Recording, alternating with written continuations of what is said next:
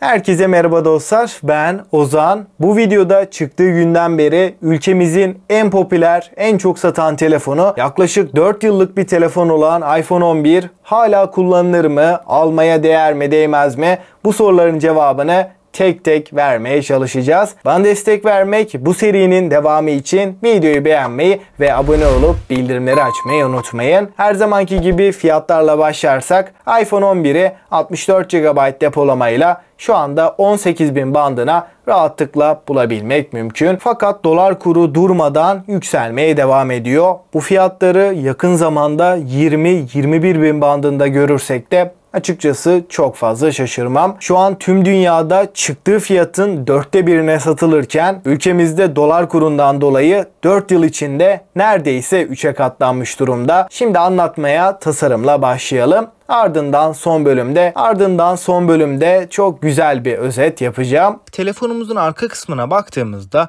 iPhone 11'in malzeme yapısı gerçekten üst segment bir telefon olduğunu bize rahatlıkla hissettiriyor. iPhone 11'i kullanırken oldukça premium hissettirdiğini de söyleyeyim. Telefonumuz çok ince bir yapıya sahip değil ancak çok kalın olduğunu da söyleyemem. Tam orta seviyede diyebiliriz. Açısından özellikle kamera paketinin buzlu cam içine konumlandırılması bence gayet hoş olmuş. Ön tarafa baktığımız zamansa yan çerçeveler ve alt çerçeveler nispeten ince denebilir ama çentik epey büyük bir şekilde önümüze çıkıyor.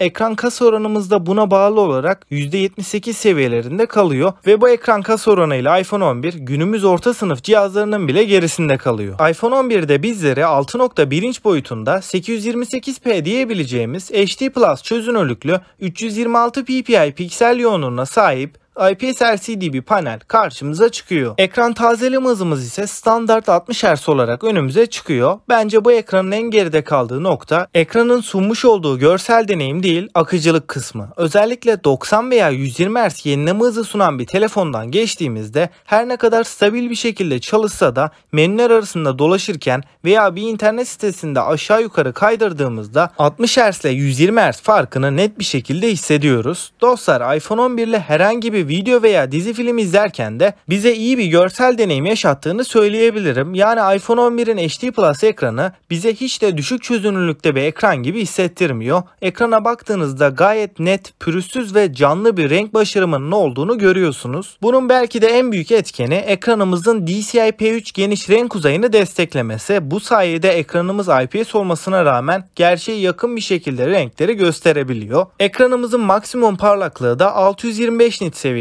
Bu değerle güneş ışığı altında bizi üzmediğini de belirteyim. Dostlar, iPhone 11'in ekranı siyah renk başarımında gerçekten zayıf kalıyor. Siyah renkler koyu gri tonlarında gözüküyor diyebiliriz. Bu durumun en temel sebebi ekranımızın LCD bir panele sahip olması. Yani ekran konusunda üst düzey beklentileriniz varsa iPhone 11'in ekran tarafında beklentilerinizi kesinlikle karşılamayacağını söyleyebilirim ama bunun haricinde çoğu kullanıcı için yeterli bir kalite sunduğunu düşünüyorum. Şimdi iPhone 11'in en önemli noktalarından birine, yani kamera tarafına geçtiğimizde 12 megapiksel f1.8 diyafram değeriyle gelen 6 elementli lense ve HDR ve yapay zeka desteğine sahip olan bir ana kamera iPhone 11'de kullanılmış. Buna ek olarak yardımcı kameramızda 12 megapiksel f2.4 diyafram açıklığında ultra geniş açı kamerası. Dostlar, fotoğraf çekim kalitesi konusunda iPhone 11 ana kamera performansı olarak hem düşük ışıkta hem de yeterli derecede ışık kaynağının olduğu ortamlarda giriş seviyesi profesyonel kameraları aratmayacak derecede bir performans sergiliyor. Yani bu da günümüzde çoğu kişinin ihtiyaçlarını karşılayacak düzeyinde üstünde diyebilirim. Ultra geniş açı kamerası da gayet iyi sonuçlar veriyor ama tabii ki ana kamera kadar başarılı değil. Video çekim performansı olarak ise iPhone 11 arka kameraların her ikisiyle de 4K 60 FPS'e kadar video çekim imkanını bize rahatlıkla veriyor ve 1080p 120 FPS ve 240 FPS'te de slow motion videolar çekebiliyoruz. Dostlar, iPhone 11'in sunmuş olduğu video performansıyla YouTube veya Instagram gibi platformlarda rahatlıkla içerik üretebilirsiniz. Videolarda stabilizasyon çok başarılı bir şekilde gerçekleşiyor. Cihazımızda hem optik hem de elektronik görüntü sabitleyicisi bulunuyor. Buna ek olarak sinematik stabilizasyon da yazılımsal olarak eklenmiş durumda. iPhone 11 ile oldukça akıcı ve düzgün bir şekilde video çekebiliyoruz. Zaten iPhone 11 almamdaki en büyük etken de video performansıydı. iPhone 11'in ön kamerasına bakarsak çentiğin içine konumlandırılmış 12 megapiksel f2.2 diyafram değeriyle gelen yapay zeka HDR ve portre modu destekli bir kamera bizleri karşılıyor.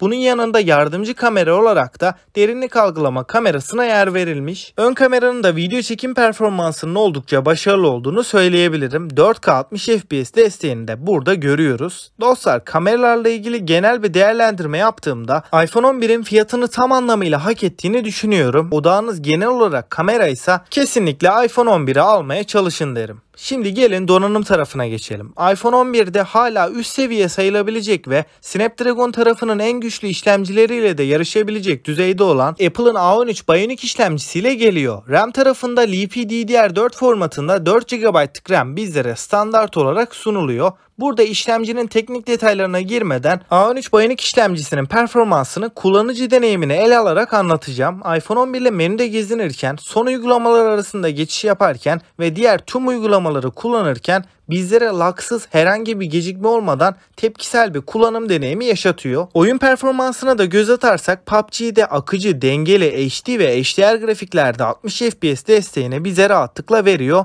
Bunun yanında en yüksek grafiklerde de, yani Ultra HD'de de 45 FPS'te oynayabiliyoruz. Oyun esnasında hangi sahne olursa olsun herhangi bir FPS drop'uyla karşılaşmıyoruz. PUBG haricinde diğer tüm oyunlarda da en üst grafiklerde 60 FPS'te gayet akıcı ve stabil bir oyun deneyimi yaşatıyor. Yani oyuncular için de iPhone 11'in özellikle FPS konusunda herhangi bir iniş çıkış yaşamadığımız için çok avantajlı bir model olduğunu söyleyebilirim ve uzun yıllarda bu performansını kesinlikle koruyacaktır. Telefonumuzda bulunan 4 GB'lık RAM'in de gayet yeterli geldiğini belirteyim. iOS ekosistemi zaten çok fazla RAM miktarına ihtiyaç duyan bir sistem değil. Bu yüzden iPhone 11 ile arka planda 5-6 uygulama açık bıraksak dahi bize herhangi bir yavaşlama problemi yaşatmıyor. Depolama seçeneği olarak ise 64, 128 ve 256 GB'lık 3 farklı versiyonu mevcut. 64 GB olan model uzun süreli kullanım açısından telefonun kamera tarafıyla daha çok uğraşacaksanız ben pek önermiyorum. Çünkü ortalama 7 dakikalık 4K 30 kare bir video çektiğimizde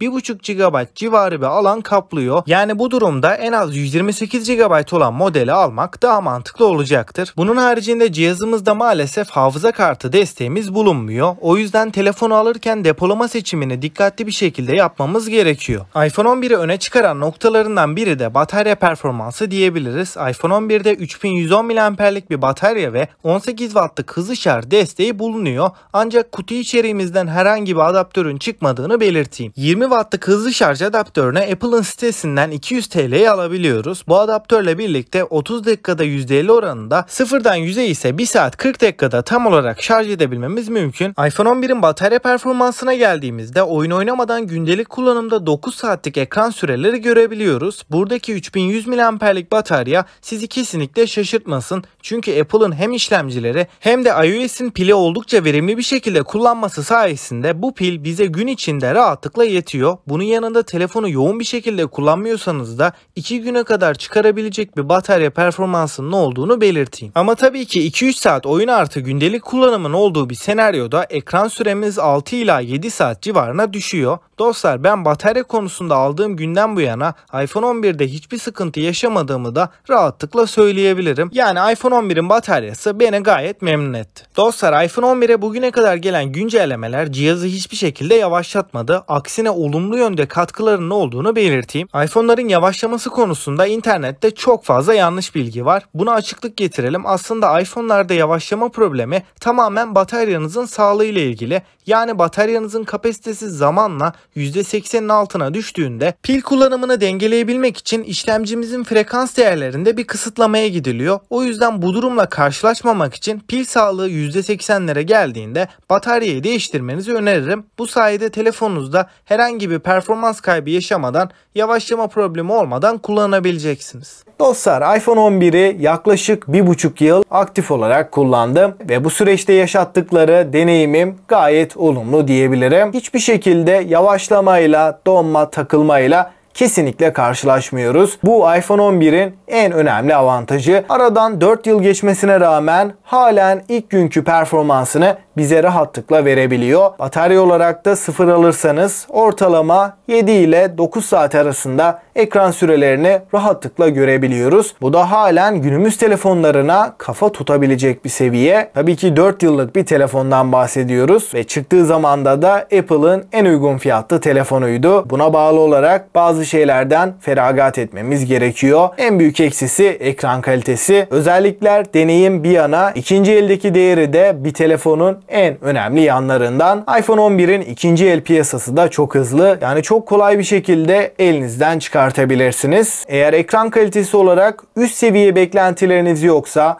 performansı iyi olsun, beni uzun yıllar götürsün ve video kalitesiyle öne çıkan bir telefon istiyorum derseniz halen alınabilir ve uzun yıllarda rahatlıkla kullanılabilir. Ama ben olsaydım bu fiyatlara artık bir iPhone 11 almazdım. Fakat bu demek değil ki bu telefon alınmaz. iPhone 11 en kötü ihtimalle iOS 18'e kadar da güncelleme almaya devam edecek. Yani yaklaşık 2 yıl daha güncelleme alacağını söyleyeyim. Güncelleme ömrü bittikten sonra da en az 3-4 sene daha uygulamalarda, oyunlarda, genel kullanımda bir sorun yaşamadan rahatlıkla götürecektir. Peki sizce iPhone 11'i 2023'te almak gerçekten mantıklı mı? Yorumlarda buluşalım. Bana destek vermek ve bu serinin devamı için de videoyu beğenmeyi ve abone olmayı unutmayın. Ve 2023'te kullanmak serisinin bir sonraki telefonu ne olsun onu da mutlaka bekliyorum. Ve bir sonraki videoda görüşünceye dek hoşça kalın.